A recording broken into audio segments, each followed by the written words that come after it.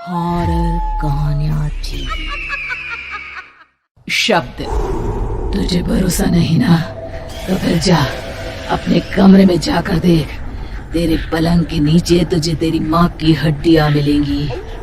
प्रभात दौड़कर अपने कमरे में जाता है और अपने पलंग के नीचे देखता है।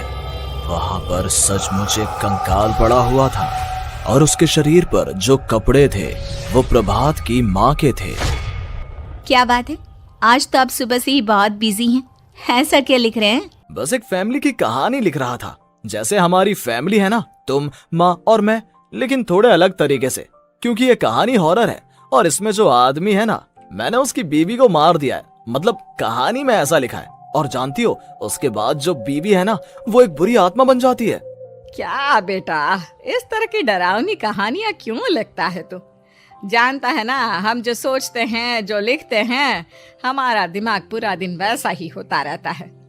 माँ, परेशान होने वाली क्या बात है? राइटर हूँ मैं, मेरा तो काम है कहानियां लिखना। और वैसे भी ये सिर्फ एक कहानी है माँ, कोई सच नहीं है। उसके बाद कुछ दिन बीत जाते हैं। एक रात प्रभात को अपने ऑफिस से लौटने में देरी हो जाती है। रात के लगभग 12 बजे हुए थे। प्रभात जैसे ही अपने घर पहुंचता है, उसने देखा कि उसकी पत्नी दुर्गा डाइनिंग टेबल पर उसका इंतजार कर रही है। आ गए आप? कब से आपका इंतजार कर रही थी। देखिए ना, खाना भी ठंडा हो गया है। अरे दुर्गा, आज तुमने अपने इतने लंबे लंबे बालों को खोलकर क्यों रखा है? तुम तो हमेशा अपने बाल बांध कर रखती हो। वो क्या है ना प्रभात, जब इंसान अपनी जिंदगी से मुक्त हो जाता है ना, तो उसे दूसरे सारे बंधन खोल देने चाहिए। इसलिए मैंने अपने बालों के बंधन भी खोल दिए। ये तुम किस तरह की बातें कर रही हो? तुम ठीक तो हो? मैं बिल्कुल ठीक हूँ प्रभात। अच्छा चलो खाना खाओ। वो क्या है ना दुर्गा, मुझे भूख नहीं है। ऑफिस में कुछ खा लिया था। कोई बात नहीं, मैं तुम्हारे लिए एप्पल काट देती हूँ, एप्पल खा लो। नहीं दुर्गा, मुझे नहीं खाना है, मेरा मन नहीं है यार। तभी अचानक से दुर्गा अपने हाथ में एक बड़ा सा चाकू लेकर प्रभात पर हमला कर देती है। प्रभात अपने आप को बचाने की कोशिश करता है। आज मैं तुझे नहीं छोड़ूंगी, तुझे अपने साथ लेकर जाऊंगी अपनी दुनिया में। ये क्या बोल रही हो तुम? तुम्हारा दिमाग खराब हो गया है। आखिर तुम हो कौन? दुर्गा अपनी गर्दन टेढ़ी करते हुए बोलती है। मैं दुर्गा हूँ, तुम्हारी पत्नी। ध्यान से देखो मेरी आंखों में। प्रभात बुरी तरह से डर जाता है और घबराहट में वो चाकू अपनी पत्नी के पेट में मार देता है। उसकी पत्नी की वहीं के वहीं मौत हो जाती है और उसकी चीख की आवाज सुनकर उर्मिला दौड़ते हुए बाहर आती है। ये तूने क्या किया प्रभात? तुमने अपनी पत्नी का खून कर दिया। लेकिन तू तो उसे बहुत प्यार करता था बेटा। तूने बहू को क्यों मार डाला? माँ, ये आपकी बहू नहीं थी, इसके अंदर कोई बुरी आत्मा घुसाई थी। मैं नहीं जानता ये सब कैसे हो गया, लेकिन वो मुझ पर हमला कर रही थी, मुझे मारने की कोशिश कर रही थी। माँ, मैंने कुछ नहीं किया। ये तूने क्या कर दिया बेटा? दुर्गा ने मुझे कहा था कि वो तेरी कहानी को उस कैरेक्टर की तरह एक्टिंग करके तुझे डराने की कोशिश करेगी। अरे वो तो तेरे साथ मजाक कर रही थी। हे भगवान, ये क्या हो गया? इसका मतलब दुर्गा। लेकिन माँ, मैंने जो कहानी लिखी थी उसमें भी ऐसा ही हुआ था। उस औरत ने अपने पति के साथ मजाक किया और गलती से उसके पति ने उसके पेट में चाकू मार दिया।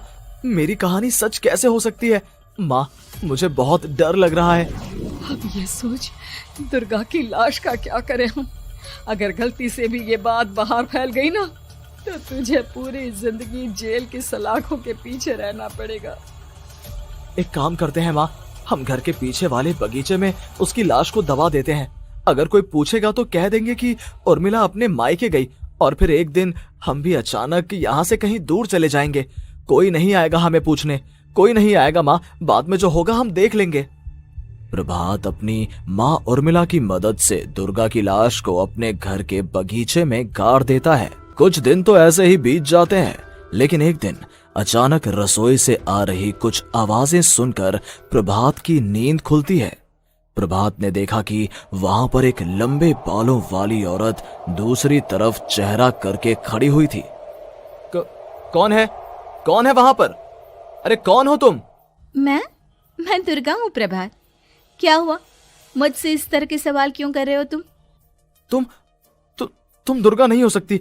दुर्गा तो प्रभात, मैं तुम्हारी पत्नी हूँ, तुम मुझे कैसे भूल सकते हो? 4 दिन के लिए मायके क्या चली गई, तुम तो मुझे भूल ही गए। अब अगली बार ना मैं कहीं नहीं जाऊंगी। पता चला तुमने तो मुझे पहचानने से ही इनकार कर दिया। नहीं, तुम दुर्गा नहीं हो सकती। तुम दुर्गा हो ही नहीं सकती। मैं जानता हूँ ये सब क्या हो रहा है। मैंने अपनी कहानी में लिखा था कि उस आदमी की पत्नी की मौत के बाद एक बुरी आत्मा उसका रूप लेकर उसके घर में आ जाती है। तुम वही हो ना? और अचानक से खूबसूरत दुर्गा का चेहरा काला पड़ जाता है। उसकी आंखें लाल हो जाती हैं और पूरे शरीर पर बाल, लंबे नुकीले नाखून, उसके दोनों पैर उल्टे हो जाते हैं और बेहद डरावनी आवाज में वो चिल्लाकर कहती है, बुरी आत्मा, मेरा खून करके मुझे अपने ही घर में गाड़ कर तू मुझे बुरी आत्मा कह रहा है? मैं तुझे छोड़ूंगी नहीं। और अचानक से प्रभात के घर में बेहद डरावनी आवाजें गूंजने लगती हैं। घर में चारों तरफ बहुत सारी बुरी आत्माएं नजर आने लगती हैं। प्रभात घबरा कर अपनी माँ को आवाज देता है, माँ कहाँ है आप? जल्दी आइए माँ, देखिए ना ये सब क्या हो रहा है। प्रभात ने देखा कि अचानक से उसकी माँ कमरे से दौड़ कर आती है। क्या हुआ प्रभात? और ये लोग कौन है? इन सब की गर्दन टेढ़ी क्यों है? इनके बाल खुले हुए। प्रभात, ये सब लोग तो मुझे मरे हुए नजर आ रहे हैं। हाँ माँ, ये सब लोग मरे हुए ही हैं और ये ठीक वैसा ही हो रहा है जैसा मेरी कहानी में हुआ था। लेकिन मेरी कहानी के हिसाब से तो आप भी। अचानक से उर्मिला का रूप बदल जाता है। वो भी एक डरावने साए की तरह बन जाती है और बेहद डरावनी आवाज में चिल्ला चिल्ला कर कहती है, मर गई तेरी माँ। जानता है, कल रात जब तू सो रहा था ना, तो मैंने उसके शरीर का सारा खून पी लिया। अब बस हड्डियां बची है उसके शरीर में। नहीं, ऐसा नहीं हो सकता। ऐसा बिल्कुल नहीं हो सकता। मेरी माँ नहीं मर सकती। तुझे भरोसा नहीं ना? तो फिर जा, अपने कमरे में जाकर देख। तेरे पलंग के नीचे तुझे तेरी माँ की हड्डियां मिलेंगी। प्रभात दौड़कर अपने कमरे में जाता है और अपने पलंग के नीचे देखता है। वहां पर सचमुच एक कंकाल पड़ा हुआ था और उसके शरीर पर जो कपड़े थे वो प्रभात की माँ के थे। माँ, अब मुझे कुछ करना पड़ेगा। लेकिन मेरी कहानी में लिखा था कि माँ की मौत मेरे हाथों से होगी, पर माँ तो पहले ही मर चुकी है और वो बुरी आत्मा मुझे भी मार देगी। नहीं नहीं, इससे पहले कि वो मुझे कुछ करे, मुझे उसका काम खत्म करना होगा। प्रभात अपने हाथ में बड़ा सा चाकू लेकर उस बुरी आत्मा पर हमला कर देता है जिसने प्रभात की माँ का रूप लिया हुआ था, और अगले ही पल वो नीचे गिर जाती है और उसके शरीर से खून बहने लगता है। ऐसा नहीं हो सकता। एक बुरी आत्मा के शरीर में तो खून होता ही नहीं है।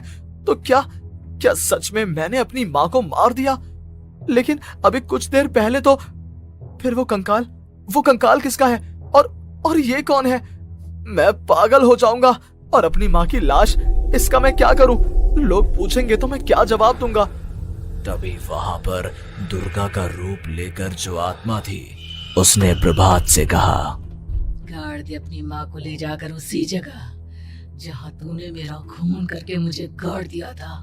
जा, चला जा। घबराया हुआ प्रभात पागलों की तरह अपनी माँ की लाश को लेकर बगीचे में गाड़ देता है। प्रभात की हालत पागलों जैसी हो जाती है। वो अपने आप को अपने घर में बंद कर लेता है। कहानी के हिसाब से तो आगे ये हुआ था कि कहानी लिखने वाले ने उन बुरी आत्माओं से डरकर आत्महत्या कर ली थी। तो क्या मैं भी मर जाऊंगा? क्या मैं भी आत्महत्या कर लूंगा? एक काम करता हूँ, मैं अपनी कहानी का अंत बदल देता हूँ। हाँ, ये मैंने पहले क्यों नहीं सोचा। मैं लिख दूंगा कि कहानी को लिखने वाला आत्महत्या नहीं करता, बल्कि कहीं दूर जाकर नए सिरे से अपनी जिंदगी शुरू करता है। यही सोचकर प्रभात ने अपनी लिखी हुई कहानी को बाहर निकाला और उसे पढ़ना शुरू किया। ये देखकर वो हैरान रह गया कि कहानी का क्लाइमैक्स तो किसी ने पहले ही बदल दिया था। ये क्या? इसमें तो लिखा हुआ है कि आखिर में उस लेखक की पत्नी और माँ दोनों बगीचे में जिंदा दफन थे। बुरी आत्माओं ने उनको कैद करके रखा था और वो लेखक अपनी माँ और पत्नी दोनों को जिंदा बाहर निकाल लेता है। लेकिन ये सब लिख किसने दिया? प्रभात दौड़कर बगीचे में जाता है और वहां पर खुदाई करना शुरू कर देता है। प्रभात देखता है कि वहां पर लकड़ी के 2 बड़े संदूक हैं और उनके अंदर से आवाजें आ रही हैं। प्रभात बचा लो मुझे, अगर थोड़ी देर और हो गई तो वो मुझे छोड़ेगी नहीं। बेटा देखो, मैं इस बक्से के अंदर बंद हूँ, प्लीज मुझे बाहर निकालो, वो बुरी आत्मा किसी भी वक्त मुझे मार डालेगी। प्रभात वो दोनों बक्से बाहर निकालता है और अपनी पत्नी और माँ दोनों को आजाद करवा लेता है। लेकिन तभी वहां पर अचानक से एक बेहद डरावनी और खौफनाक दिखने वाली औरत आ जाती है। तुझे क्या लगा था इतनी आसानी से अपनी पत्नी और माँ को बचा लेगा? बस 5 मिनट और उसके बाद अमावस का चांद आसमान में आने ही वाला है। लेकिन तूने इन दोनों को बाहर निकाल लिया, अब तुझे मरना होगा। नहीं, मैं जानता हूँ मैं नहीं मरूंगा, और अब आगे क्या करना है ये भी मुझे पता है। प्रभात ये बहुत खतरनाक है, हमें मार डालेगी। प्रभात चलो यहाँ से। नहीं दुर्गा, अब मुझे अच्छी तरह से पता चल चुका है कि इस बुरी आत्मा से हम कैसे पीछा छुड़वा सकते हैं। और इतना कहकर प्रभात अपने हाथ में पकड़ी हुई सिंदूर की थैली उस बुरी आत्मा के ऊपर उछाल देता है। कुछ ही देर में वो जमीन पर गिरकर राख में बदल जाती है। ये सब क्या हो रहा था बेटा? ये सब तुम्हारी लिखी हुई इस कहानी की वजह से हुआ है ना? नहीं माँ, पहले मुझे भी ऐसा ही लगा, लेकिन बाद में पता चला कि बरसों पहले हमारे इस बगीचे की जमीन के अंदर किसी को जिंदा गाड़ दिया गया था और बस उसी औरत की आत्मा हमें परेशान कर रही थी। उसी ने मेरे शब्दों में जान डालकर उस कहानी को जिंदा कर दिया था। मुझे माफ कर दो प्रभात, मैंने आपकी कहानी के साथ छेड़छाड़ की थी और उसे बदल दिया था। माफी मांगने की जरूरत नहीं है।